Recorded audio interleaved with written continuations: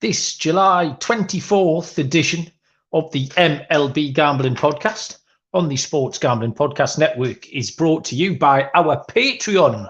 Score exclusive perks and content available only to our patrons at sportsgamblingpodcast.com/Patreon. Good evening, everybody. Welcome to the MLB Gambling Podcast on the Sports Gambling Podcast Network. My name is Malcolm Bamford, coming to you from Newcastle upon Tyne in the northeast of England. Today is Sunday, the 23rd of July, and we're here with a 10-game card of MLB action for Monday, the 24th of July. And joining me is possibly the second hardest working man at the Sports Gambling Podcast Network. It's Mr. Munaf Manji. Munaf, hey, how are you? Who's number one? Me. Next question. Glad to be here with you, Mal. Another week in the books, man. This is the last week. Well, not last week. The last week almost of the month of July, and then we're on to August, and then before we know it, the playoffs are going to be here. But yeah, it's been an interesting weekend of baseball. I know we had a couple big series between the Orioles and the Rays, a battle of first place now. I believe the Orioles did get the victory on Sunday afternoon, so they are now the clear-cut number one team in the AL East. I don't think we've talked about the Rays enough of how, I guess, lackluster they've been ever since they got off to that hot start at the beginning of the season. Me and Scott touched on it briefly on Friday, but I don't think it's getting talked about enough. But yeah, glad to be back. We got 10 games on Monday, so looking forward to handicapping it with you. Yeah, they've pretty much been a 500 team since. Yeah, and I know it doesn't work like that. You can't say, if you take out the wins, they've lost all the games. But they've been a 500 team since that ridiculous hot start. And then Baltimore, we keep waiting for the Munaf to stumble, and they don't. Baltimore have done me a favour today. I'll tell you about that in a moment. But they've been great, and they've really put it up to Tampa this weekend. They've beaten them again today. So yeah, we're getting on for the 100-game mark. I think probably Tuesday. A lot of teams will play their 100th game. And then you start to count down rather than count up. I cannot believe how quick it's been. Like, I'm flicking through my little notebook of all our pre-season previews, divisional stuff, and player props and what have you. And now we're 100 games in, so yeah, looking forward to it. Yeah. Chat is live and kick in. Kaysen was first in. Well done. King Tut has joined us as well. New name for me, Justin Gwynn. Hey, Justin, how are you? Been a proper degen weekend, Munaf, for me anyway. I don't certainly helped because it has not stopped raining, torrentially raining for about 72 hours. So if you watched any of the golf over the weekend, you'll have seen that was the weather that we had. I mean, only a couple of 100 miles away in Liverpool, but it was being absolutely wild. So if you watch the golf, that was the weather I've put up with. So it's not like you need an excuse to stay on the sofa and bet all weekend. But when the rain's going like that, there's nothing else you can do. So I enjoyed the golf a lot. I had a little bet today, Munaf. I took Harman to win by 4 or more shots at plus 333. And he was never a sweat. Like, I think the gap was 4 at its narrowest. And then in true SGPN fashion, sing the company anthem. I let it ride, Munaf, onto the Baltimore Orioles. And enjoyed watching them tonight. So a good old Baltimore, they are a wagon. So that's got me going. And then tonight, after we get off, Newcastle play in the Link. Newcastle playing in Philly. So all those Eagles fans will get to see a proper team for a change. That'll be nice for them. And the only disappointing thing today, I know you'll be sad about this, Munaf, was that the Ashes, the cricket got rained out. Yeah, it was the last. That. Did you see that? It was the last day of the Australia-England. It was the fourth Test match. Australia were 2-1 up, and it's been brilliant. Every day of these games has been absolute pure theatre. And then it rained today, which means Australia got the draw, and they retained the Ashes, which was a little bit sad. But how was the golf? I know you like a little golf dabble enough. Was that fun? I think that tournament was over on Friday after what Brian Harman did on Friday. I think he was 10 under by the time round 2 was over. And at that point, historically, it's difficult to catch someone that has that big of a lead at this particular golf course, from what I read. And I think that came to be true. And I think that there was, seven previous winners that had a shot of at least, I think it was like 4 or 5 strokes heading into the weekend. Each of those 7 went on to win it. And then Brian Harman made number 8. So he was, I think some books have him at 125-1 to win the tournament. Some had him 140-1. So, if you had a ticket on him, congratulations to you.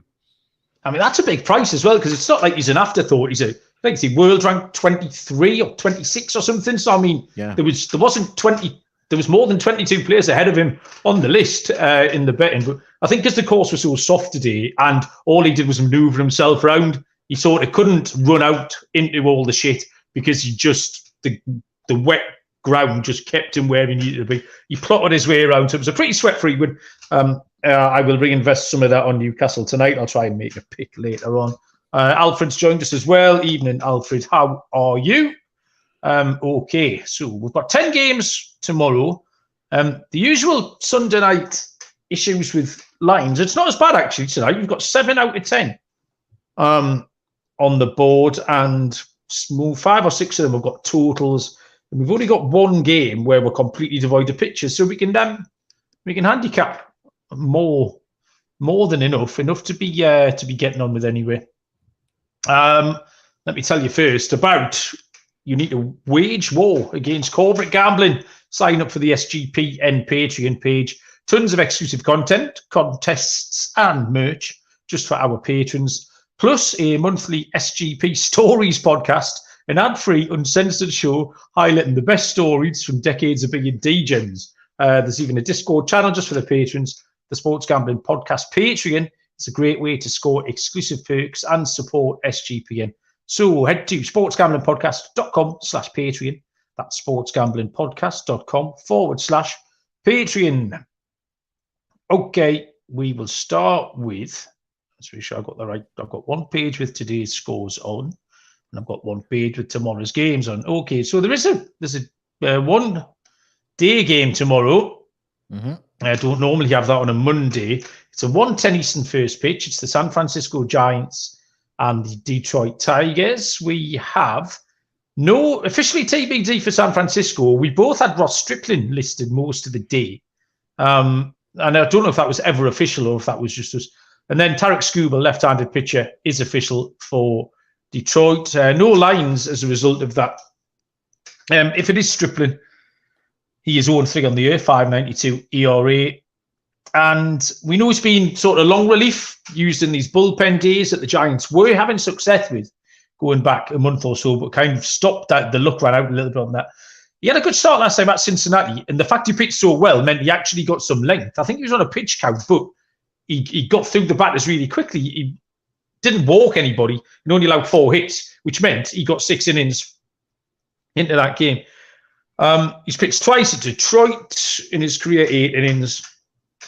No earned runs. Now, Tarek Skubal is a funny one here because we thought he had it, and then he didn't. He started 2 starts. We were on them both times, and then against Kansas City. Kansas. I have to try now. Every time I say Kansas now, I remind myself that I have to say, I'm still doing it, Munaf. I'm not letting that man down. I refuse to get this wrong. Since I've been watching that quarterback thing on Netflix, they use that's helped actually. That's reinforced it because they say Kansas City a lot now. So if I use the word Kansas, the word City automatically follows. So can we trust Skubal? This kind of boils down to, and I think we can. So the Giants had a little renaissance. They were hitting badly before the All-Star break. They came out of that break, were going along better. They've kind of regressed a bit. I think that's what the Giants are, this weak hitting team. There's going to be occasional spikes of power, but I'm not really having them. We know Detroit are kind of a glorified AAA lineup most days. I've got a first 5 under here just because I think both pitchers can go okay. Against two quiet offenses. Wouldn't go too deep into it because we've got no lines, etc. But I can see this one being a slow burner, Munaf. That's my instinct. Yeah, I mean, Giants have quietly lost 5 games in a row here. They went into the nation's capital against the Nationals, and I think that I want to say that, they did get swept. And then they lost they split against Cincinnati the series before. So now they're headed into Detroit, like you mentioned. I think, this is a one-off game as well. So I think it's just a makeup game or a game that they're just playing. Because I know you play every team in the MLB now, so I think this might be some of those one-off games. But I mean, this one was a little difficult for me to handicap. Like you mentioned, Tarek Skubal came back this season, had 2 great showings. He's going about 4 innings each in his first 3 starts here. So, like you mentioned, he got blasted by the Kansas City Royals. I think this might be a spot here for him to bounce back, like you mentioned, especially against the Giants team that is struggling right now. And if it is Ross Stripling, I wouldn't be surprised to see the Tigers maybe sneak out a first 5 inning money line play here. Stripling on the road, if it is him, he's 0-2 with a 4.60 ERA. He's allowed 16 earned runs in 31 innings pitched. And the Giants have lost 4 of his last 5 starts when he is on the mound. So, I don't hate the underplay like you mentioned. I'm going to take a stab with the Tigers' first 5 innings money line here. Tigers first 5 money line for Munaf. 6:40 Eastern first pitch. This is a good game. Baltimore Orioles, well done, boys. Take on the Philadelphia Phillies. Dean Kramer for Baltimore and left-handed pitcher Christopher Sanchez for Philadelphia. It is plus 116 on Baltimore, minus 135 on the Phillies, with a total of 9.5. Munaf. Yeah, the red hot Birdland crew of the Baltimore Orioles. Dean Kramer on the mound, he's on the mound. He's having a pretty good season thus far as his record goes, 10-4. ERA is at 4.8, and last 5 games he is 2-1 with a 5.53 ERA. Has been pretty good on the road as well for the Baltimore Orioles, where he is 5-2 with a 4.04 ERA. His last outing was a rough one against the Dodgers, but the offense carried them in that game where they did get the 8-5 victory. He's also getting a run support in the games when he is on the mound is Dean Kramer. The Orioles have scored at least 5 runs in 4 of the last 5 starts that Dean Kramer has made. And on the other side is Christopher Sanchez for the Philadelphia Phillies. He has struggled this season. In his last start, I believe he did get blasted. I'm trying to pull up the exact number here. No, he had a pretty good outing in his last start, which was against the Baltimore Orioles. Against the Milwaukee Brewers. But the Phillies just haven't given him the run support, Mal. I mean, if you take a look at his last 5 games, I'm going to quickly read off how many runs the Phillies have scored when he has started. So it's 3-3, 3, 1, and a 2. They haven't scored more than 3 runs in his last 5 outings, and they have lost the Phillies 4 of his last 5 starts when he is on the mound. I got to go with the better team here, the red hot team. I'm going to go with the Baltimore Orioles here on the money line at plus 116. It could be a letdown spot for them coming off a series against Tampa Bay Rays, where we know is a big series for both of these teams. But I just feel like I think I'm just going to carry it on to the hot momentum that the Orioles have right now. So at a plus price here at plus 116, I'm going to go with the Orioles money line here, Mel. 100% Munaf. I think you have to take them. I've kind of forced myself into taking them for a couple of reasons. A, they won for me tonight, so I'm over the moon with them. But I watched the game, and there's no easy outs in that Baltimore lineup. I think you're getting the better team, and I don't think there's much between the 2 pitchers, Kramer and Sanchez. Christopher Sanchez has gone okay. The Phillies were slumping. They'd lost 4 in a row. Got a win tonight. Actually, were leveled it up in the bottom of the 9th before scoring 4 runs in the top of the 10th at Cleveland. They were on the slide. That whole division was on the slide, as it happens. Miami was suffering. The whole NL East was going backwards. But Philadelphia have arrested that this evening. But Kramer, they keep winning high-scoring games. Now, Carson's talking about wind blowing out and this going over. I don't know why this doesn't fit the pattern of Baltimore winning a relatively high-scoring game, 8-5, something like that. Kramer is a little bit vulnerable, but he does not get some help off this offense.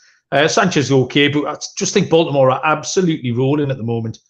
So yeah, I'll take Baltimore as well. At plus money, I did think they'd be about minus 110 maybe for this game. I thought it would be a match at least where plus 116 is a great price. So yeah, the plus money definitely sways it for me, Muna.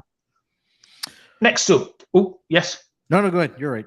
Okay, you sounded pregnant with some sort of pearls of wisdom there, Munaf. No? Oh, no, you're agreed. You're good. Go ahead. Okay, next one is completely off the board. I have seen at various times pictures for both teams here today, and now none. In the 7:05 Eastern first pitch between the Colorado Rockies and the Washington Nationals. I have seen Austin Gomber for Colorado and Patrick Corbin for Washington. Now I don't see either. I also see no lines. Munaf, did you have pictures for this one?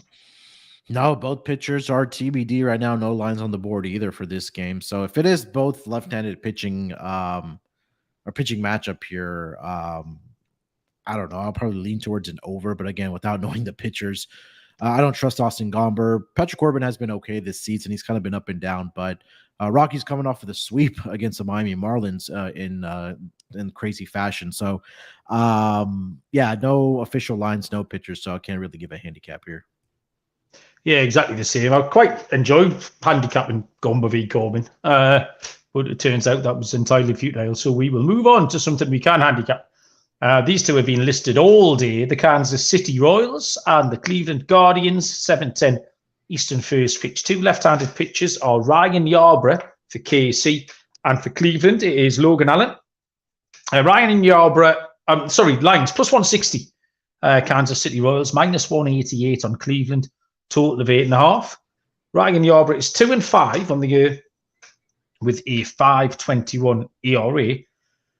His last three, though, have been okay. He's pitched 17 1/3. He's given up 5 earned runs and only 2 walks, allowed 15 hits. So he's displaying that element of control that you kind of used to associate with Yarbrough. Yarbrough used to be a great swing man for the Rays sort of 3 years ago.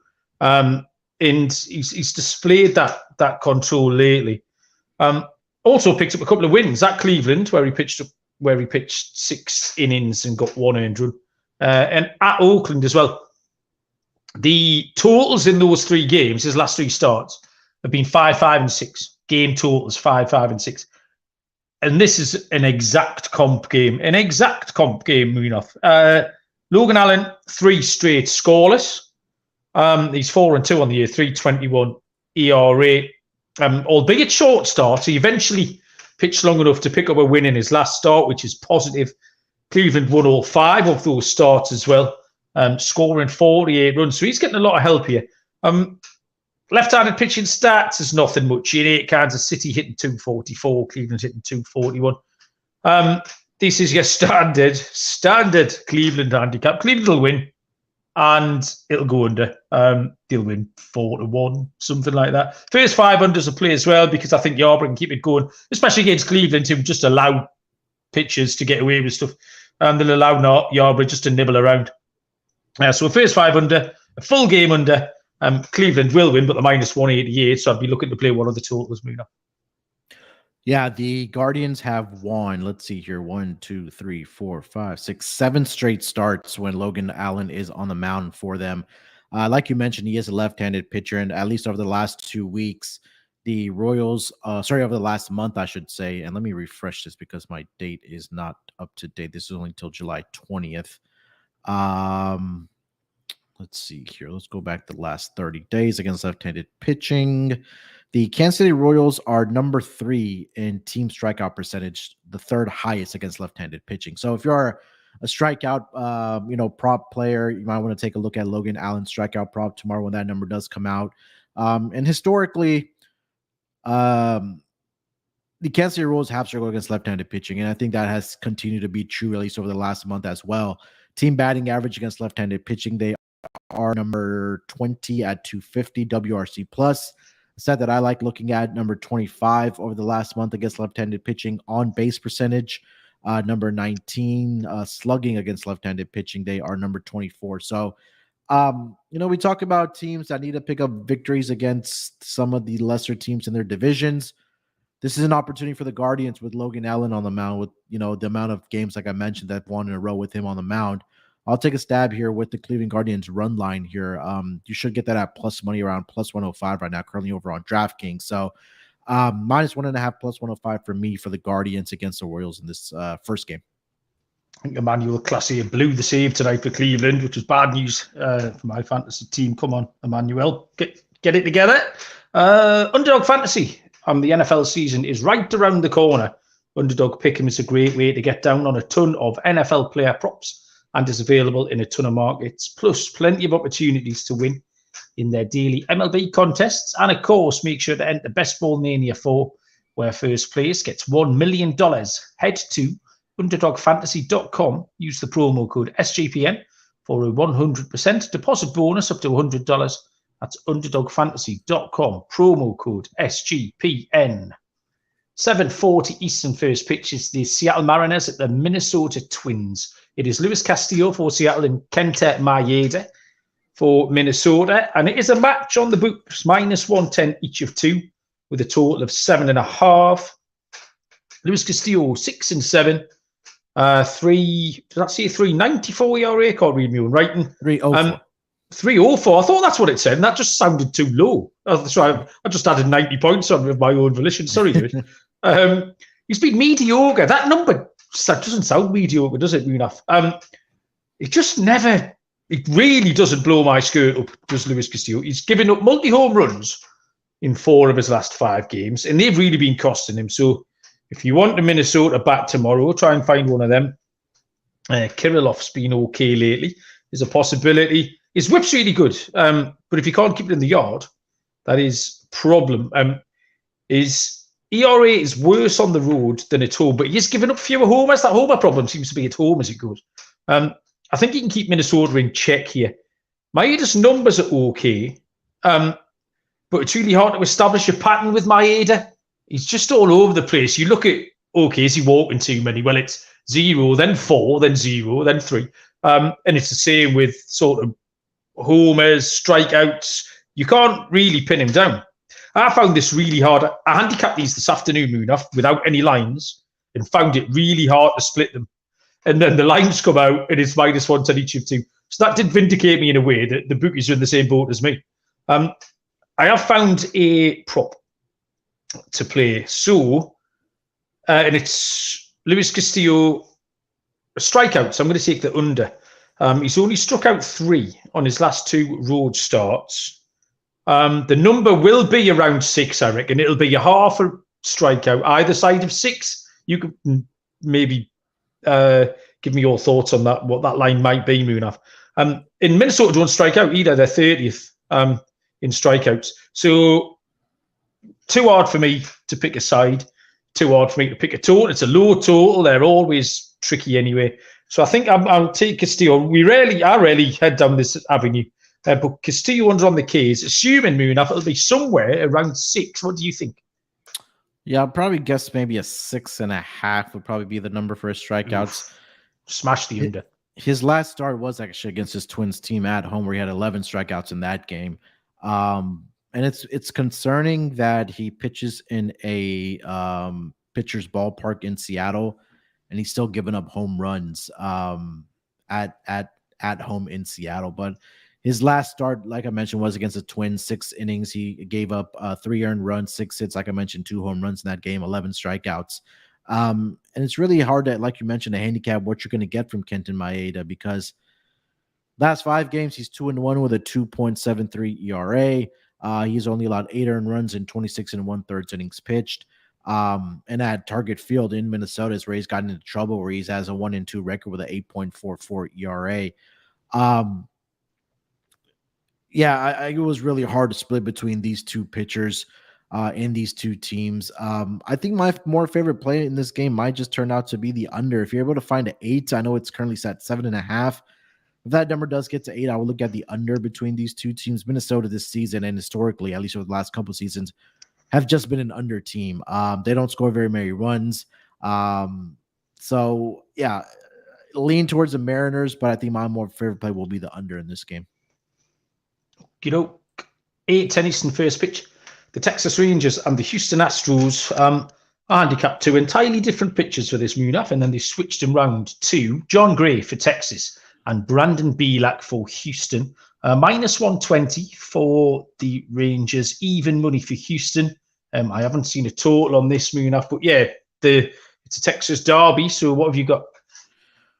Yeah, this is going to be a huge series for both of these teams. Been a battle of first place right now. I know the Astros have lost a couple games, or they lost last night to the Oakland A's. They're trailing right now 1-0 to the Oakland A's. So maybe a bit of a look-ahead spot for the Houston Astros. But as it stands right now, in the AL West, the Rangers have a 3.5 game lead against the Houston Astros. So this is a pivotal series for the Astros if they want to get back into the division, or cut into the division lead, I should say. They should be getting Jose Altuve and Yordan Alvarez back for this series. I did read that either one of those two guys was going to be back on Monday in this lineup, and they do need them because they've struggled to score runs against the Oakland A's in this series for whatever reason. But Brandon Bielak on the season, he's 5-5 with a 3.46 ERA. At home this season at Minute Maid Park, he's 3-2 with a 2.87 ERA. I don't believe he has faced the Rangers this season. Let me see if I can quickly find that. So he hasn't faced them this season as a starter, I should say, at least. So, and then on the other side, like you mentioned, John Gray is getting the start here for the Texas Rangers. 6-5 on the season, 3.31 ERA. Against Houston, he's made 2 starts. He's pitched a combined 8 innings. He's allowed 6 earned runs in those games. And I believe that the Rangers have lost both of those games when John Gray has started for this Rangers team. Let me just double check here. Yeah, so the Astros won 8-2 back on April 15th. And then June 30th, the Astros also won 5-3. So seems like there's been a little bit of struggle for John Gray against the Houston Astros. I'm going to go with the Astros in this game here, Mal. As it comes to no surprise. I just feel like it's like a little brother, big brother situation where the Astros are just a big brother right now, and they're just continuing to win games against the Texas Rangers. So, and again, if they do get Yordan Alvarez and or Jose Altuve back, that's only going to help this lineup. It's already been raking up runs without those two guys. But you know, when the lights are on and they're the brightest, the Astros rise to the occasion. I think both teams know that this is a huge series for that AL West division. So I'm going to go with the Houston Astros on the money line in this game. Yeah, it's a tricky one, isn't it? Because I'm finding Houston really hard to work out what they're going to do at the moment. I mean, we're on the cusp of a, dare I say it, Munaf, in Oakland first 5, live, good at cash as we're talking here. Why have they struggled to beat Oakland all weekend? I mean, no idea. These are the sort of games that really they should have been coming out with 3 run line wins. Yeah. And Texas do seem to have steadied the ship. I was worried about them. We were worried about some of these sort of lesser light Cincinnati and Arizona. But Texas seemed to come out pretty strong. Brandon Bielak's okay, isn't he? He's never gets really blown up. He had a great start at home against Colorado. Fair enough, it's Colorado. Seattle took a few off him, and then he pitched well in Colorado. He hasn't faced much strong opposition. John Gray is fine. 2 of his last 3 have been good, but they were at home, and he's vulnerable on the road. I've got actually, I'll just say runs, Munaf. I'll just take runs again. It's tricky to split them. The books are tight. Just having a look for a total here on this. I see a 8.5. 8.5. Yeah, I'll see. Yeah, I'll take the over 8.5. I think we're hoping, like you said, that Houston are in better spots. They will turn up. They can't continue hitting like they have done at Oakland. And Texas are generally reliable as well. So yeah, I'll take that. Jot that down. Mark that over 8.5 in that game for me. Okay, next up is 8-10 Eastern, first pitch, the Cincinnati Reds and the Milwaukee Brewers. It is Graham Ashcraft, hooray, for the Cincinnati Reds, and Colin Rea, I'm going to get his name right this week, for the Milwaukee Brewers. Plus 116 on the Reds, minus 125 on the Brewers, and the total is 9.5. Graham Ashcraft, 5-7 on the year, 5.77 ERA. Do not let those numbers fool you. Ashcraft kept up our the good run the tees on and our faith in him. And there's distinct patterns emerging on him. 6 innings, 1 or 2 earned runs, a couple of walks in there, but he's in control and he's getting results. Didn't pick up the win in the game where against Milwaukee last time, where Corbin Burns shut out Cincinnati, a game that they lost 1-0. The totals have been low as well, and yeah, we've talked up Ashcraft. You've been a fan. I think it was only really Lonte faded him a couple of weeks ago, but everyone's coming round to Ashcraft, and the Ashcraft post injury has been a completely different animal. Cincinnati have won 4 in a row. Is that 5 in a row after tonight as well? I think they took the D-backs down. So yeah, 5 on the spin now for the Reds, which is good. They had a little wobble. Milwaukee won that series coming out of the All-Star break, and Cincinnati will want to get back at them here. Rea's been absolutely steady. The bad start he had at Cincinnati on the 8th of July, I think, is the outlier. His whip's really low. And the totals in his games this year, 4-3. Then we've got 3-0, 1-0, 1-0, 2-0, 5-1, 2-1. There's 3 overs in there. So it's 8-3 to the unders on the total. My instinct says under. And then everything I looked at after that told me it was under. And that total of 9.5 is absolutely gigantic. So I'll take the under, Munaf. Yeah, I think the one thing that concerns me about Graham Ashcraft is that he has struggled in his career against the Brewers. In his career, I should say, in 5 appearances against the Brewers, he's just 1-4. Or are the Brewers? The Reds are 1-4 straight up when Graham Ashcraft is on the mound against the Brewers. The over is 3-2 in those games. He did face the Brewers twice this season, like you mentioned. His last start at home, but he was absolutely fantastic. 6 innings. He only allowed 1 earned run in that game, and then prior to in June, back on June 3rd, 4 innings. He allowed 9 hits, 10 earned runs he allowed in that game. And like you mentioned, the walks are an issue for Graham Ashcraft. This feels like one of those situations that once you do start trusting him, that he's going to go the other way. And I'm not sure I can trust Colin Rea either. Last 5 games, he is 2-0 with a 4.50 ERA, 14 earned runs in 28 innings pitched. He has also struggled against the Reds this season, where he is 1-0 with a 7.45 ERA. He's pitched 9 2/3 innings against the Reds this season. He's allowed 8 earned runs in those 2 games combined. 3 home runs he's allowed, along with 4 walks in those games.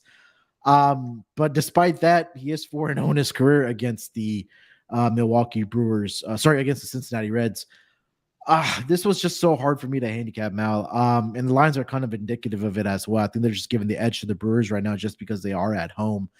I'm going to go with the Brewers reluctantly at minus 125 on the money line. I don't love it. If this total does dip down to 9, I will look at the over at that spot. But right now at 9.5 with big towards the under at minus 120, I can't get there. But if this does drop to 9, looks like it's headed that way, I will take the over at 9 at that point. I'd take under 4.5, Munaf here if it was offered to me. minus 110, under 4.5. I'd be at the window. I've jinxed the Oakland first 5, haven't I? I've jinxed it, Munaf. Oh, what happened? Houston have tied it up in the top of the 5th. Justin's told us in the chat. God damn it! I didn't bet it, but it's I do like it. Where are we going? 9:40 Eastern first pitch. Pittsburgh Pirates, San Diego Padres. Quinn Priester for Pittsburgh and Yu Darvish for San Diego. Plus 215 on the Pirates, minus 255 on the Padres, and we're seeing a total of 8.5. Munaf, what have you got? Yeah, Yu Darvish on the mound here, 2-2 in his last 5, 4.50 ERA. He's kind of been underwhelming this season, where I thought he would be one of a Cy Young candidate this year, but he's put together back-to-back great starts for the San Diego Padres. Last 2 starts, 6 innings each in each of those starts. He's only allowed 1 earned run in those 2 starts against the Phillies and the Toronto Blue Jays, and the Padres have won both of those games on the run line by at least 2 runs. The walks are concerned with Darvish, where he's allowed at least 2 walks in 4 straight games. He's also allowed 3 walks in 2 of his last 3 starts. I do trust Darvish back at home in Petco Park. Now, the record isn't there. He is only 2-3 in 8 starts there, but he does have a 3.83 ERA. Excuse me, and against the Pirates in his career, he's 4-2 with a 2.63 ERA. And I'm going to filter this down since he joined the Padres and their pitching staff in 2021. So since 2021 against the Pirates, 2-0 with a 2.89 ERA is Yu Darvish. I know that the Padres took a loss against the Tigers early this morning on Sunday, a 3-1 loss there. But I think I'm going to trust the Padres here. It feels like the offense has come around a little bit on the run line here at -1.5, -120. The Pirates are just reeling at the moment. I know they got off to a great start earlier this season. They held first place in the NL Central Division forever so slightly, but again, we're kind of used to seeing the team that we expect this Pirates team, that what they are right now. So I'm going to go with the Padres here, -1.5, -120 on the run line. Well, I initially handicapped this quite sensibly, Munaf. I did have Yu Darvish against Rich Hill. Back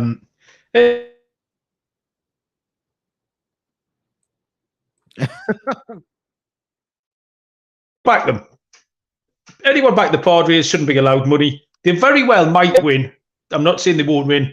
You can't back them. Absolutely. They've been 3 hit tonight by the Detroit Tigers. They've been 3 hit by Alex Faedo. 6 innings pitched, 1 hit. Alex Faedo, Munaf. I reckon me and you could take him. Line up. Me, you, Lonte, and Scott leading off. Kaysen in at 5. All the way down. Captain Insano batting at 9. We take him. You'll put him in the right spot. Yeah, that's it. Like, set the table. It's your second table set, Munaf. Bo Brisky. Someone called Foley. I can't remember his first name. Then I think it's Alex Lang. I mean, they're not household names. They're not a fearful pitching lineup. So you just can't back them. Like, again, I'm not saying they're going to win. Put a tenner on Pittsburgh. If you're having a bet, put a tenner on Pittsburgh. Just go and get on with the rest of your life. They might just win. But I just can't take... everything you said about Darvish is correct. But, I mean, that's it. Yeah, that's my handicap. I'm not seeing anything more on that game. We will move on to the penultimate game. It's the 9:40 Eastern first pitch between the St. Louis Cardinals and the Arizona Diamondbacks. The pitchers have flip-flopped here. Early in the day, I saw nothing for St. Louis and Ryan Nelson for Arizona. And now I'm seeing Adam Wainwright for St. Louis and nobody for Arizona. So which is it, Munaf? Is it one of them or both of them or none of them? Do you know? I do see Adam Wainwright for St. Louis. I think this was going to be his first start since they put him on the IL, I believe. His last start was against the Marlins and the Astros and the Cubs when they were in your part of the world. But, God, it's just been so bad for Adam Wainwright. I feel bad for the man. His last 5 starts, and if it is going to be him, it looks like it is going to be him, but 1-3 with a 10.35 ERA in 20 innings pitched in his last 5 starts.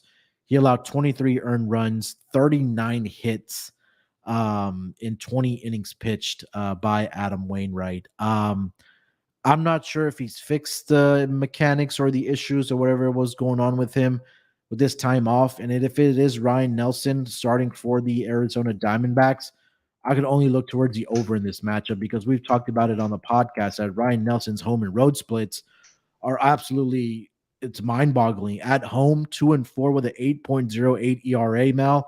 On the road, he's 4-1 with a 2.67 ERA. So if it is confirmed Ryan Nelson and Adam Wainwright, I could only look towards the over. I would not be surprised if this total opened up at a total of 10.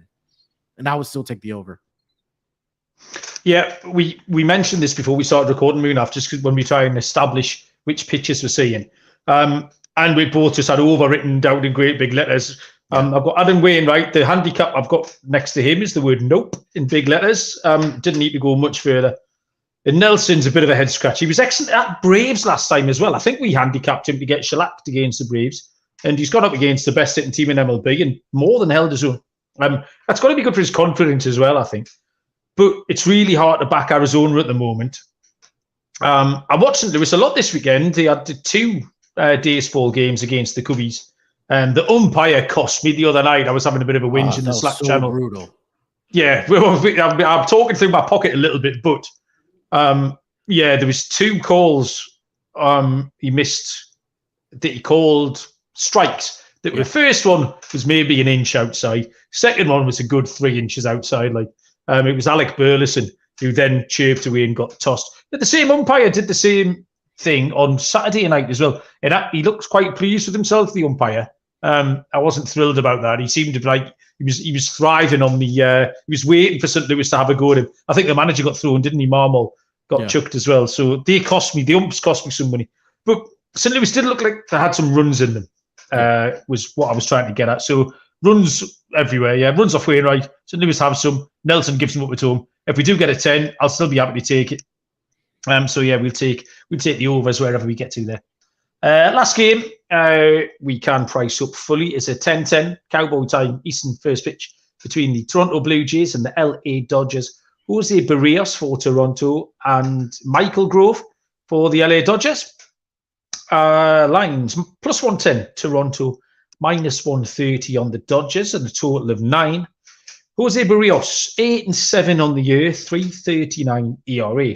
He's been very good lately, has Barrios, 2.67 in his last 5. His last road start was 7 innings scoreless at the White Sox. Still can't trust the Blue Jays, though. They will win one and lose one and just generally mess stuff up. I know Johnny Jundas had a bit of an emotional roller coaster on Twitter this weekend. He's our Blue Jays correspondent.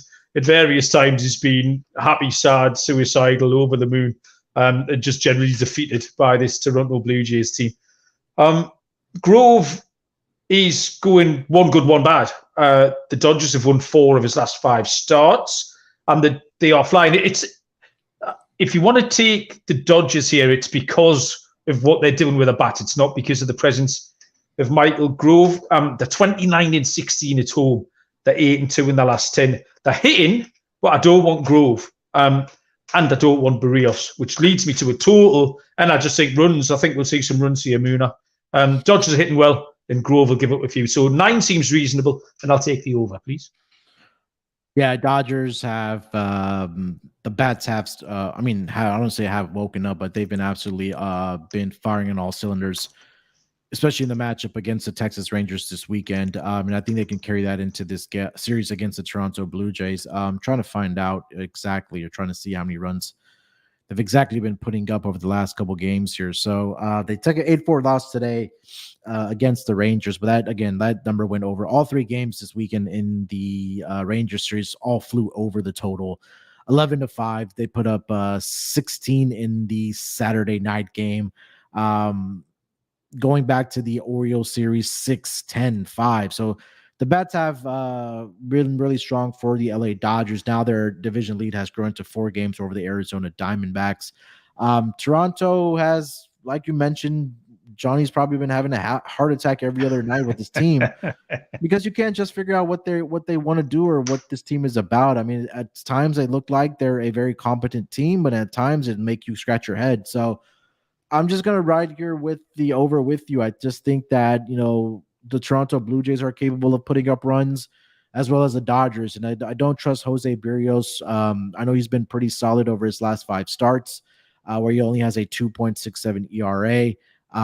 But now you're going against one of the hottest offenses in the league right now. And I think that's could, smell trouble for Jose Barrios and the Toronto Blue Jays. And again, like you mentioned, Michael Grove hasn't been stellar himself, but I think we do see runs in this game. Runs.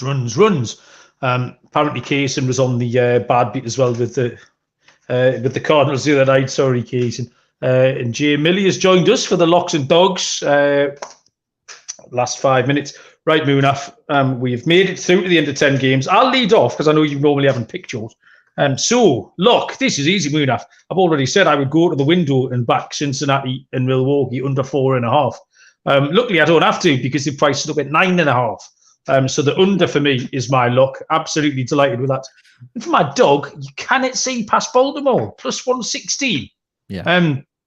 You put anyone in front of them, they are very competitive. Philadelphia 1-1 tonight, but we're sliding a little bit. Christopher Sanchez is okay, but I don't think he'll hold any fears for these Baltimore bats. So, yeah, I'll take Baltimore plus money, please, Munaf. Yeah, not a lot of dogs on the board here that I truly like. Baltimore was one of them as well, but so for my lock, I'm gonna go with the Houston Astros on the money line. Give me the even money price with Brandon Bielak on the mound with John Gray. I just feel like I mentioned, it's just a big brother, little brother situation where I think the Astros are going to rise to the occasion against this Texas Rangers team. John Gray has gotten into trouble against the Texas Rangers in his career. So I think that the Astros at an even money price will take care of business, at least in game 1 of this series. So Astros money line for me as my lock.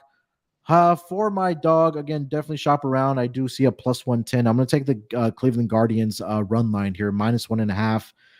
Plus 107. There's a plus 110 out there as well against the Kansas City Royals.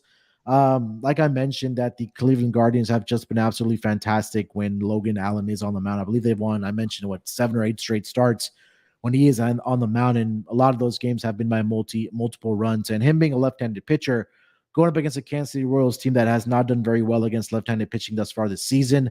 They have the 3rd highest team strikeout percentage as well against left-handed pitching. So I think that, again, this is a opportunity for the Cleveland Guardians to, stay in that lead for the AL Central Division, beating up on one of the worser teams in the entire MLB in the Kansas City Royals. So I'll take the Cleveland Guardians minus 1.5, plus 107, plus 110, wherever you do find it at the best price as my dog for the night. Okay, Muna. Thank you very much. What's the rest of Sunday looking like for you? Not much. I know there's not a lot of sports going on. Maybe I don't know if the Newcastle game is actually on. Yeah, I was just going to say, there's not a lot of sport. All the sport you need is coming on, Muna. It's on the telly here. It's got to be on in America. They haven't got all the way to America for it not to be on the telly. Yeah, I'll have to find out if it's on. Maybe, and then tune into the obviously Sunday night baseball game between the Mets and the Red Sox. So that series has had a load of runs as well. So couple things on the screen tonight. Excellent. Yeah, I'll watch the first half of the Newcastle match, and then I suppose I better go to bed at some point. But I will record it, and I'll watch the second half as live over breakfast. That will be my plan. So yeah, something to look forward to. I'll have a little bit. Normally we back Newcastle corners. If anyone's going to have a little bet tonight, I know it's different because it's a friendly game.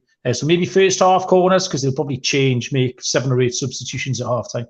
But Newcastle are very good at going up the ladder at winning corners. Just the way they play lends itself to a lot of corners. So if the bookers have taken their eye off the ball, they've just been a little friendly game tonight. That might be an angle in.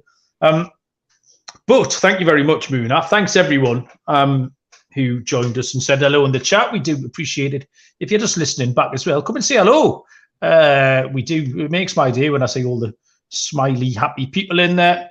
We'll be back tomorrow with, I assume, a 15-game card for Tuesday night. Good luck with your bets in the meantime. Until then, we will see you down the road. Cheers.